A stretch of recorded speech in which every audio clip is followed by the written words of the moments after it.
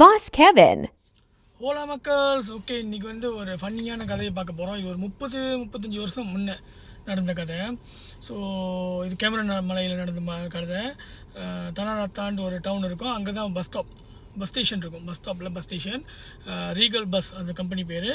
அதில் வந்து என்னென்னா எக்ஸ்பிரஸ் ஓடும் எங்கன்னா கேஎலுக்கு. ஸோ அது ஒண்டி தான் அப்போ எக்ஸ்பிரஸ் ஓடும். குர்னியா பிஸ்தாரி நினைக்கிறேன் இப்போ ஓடுறோம் அந்த எக்ஸ்பிரஸோட கம்பெனி பேர்.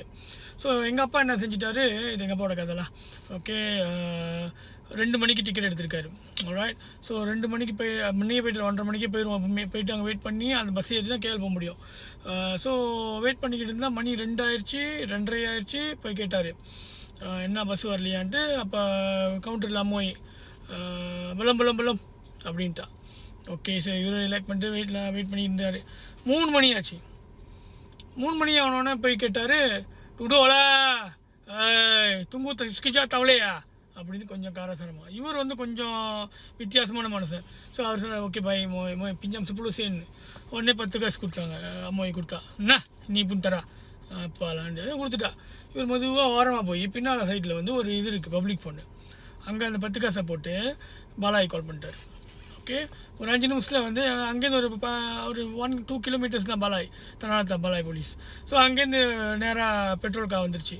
ஓகே, போலீஸ்காரவங்க வந்து இறங்கிட்டு ஓகே போய் அம்மாய்கிட்ட உண்மையா 2 மணி பஸ்ஸு இப்போ மணி 3 ஆயிடுச்சு இன்னும் வரலையா எல்லாம் விசாரிச்சுட்டு என்ன அவனுங்க சவுண்ட் பண்ணான்னு தெரில.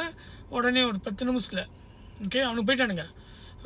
போயிட்டோடனே அவன் அம்மாவை கத்த ஆரம்பிச்சிட்டா, அப்பா போடோ பக்கி பங்கே போலீஸ்லாம் அப்படின்னு. எங்கள் அப்பா அங்கே ரிலேக்க அப்படி தெரியாத மாதிரி இருந்துட்டு ஓகே இன்னொரு 10 நிமிஷத்தில் பார்த்தா புது பஸ்ஸு, இன்னொரு பஸ்ஸு ஸ்பே பஸ் அரேஞ்ச் பண்ணி டிரைவர் ஒன்று அரேஞ்ச் பண்ண முடியுது.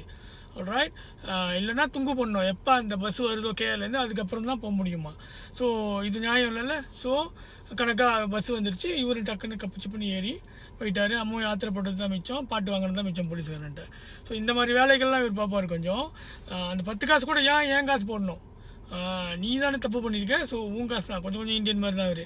ஸோ அதான் நான் ஷேர் பண்ண விரும்புகிறேன். அவ்வளோதான். உங்கள் பாஸ் கெவின். சாவ்.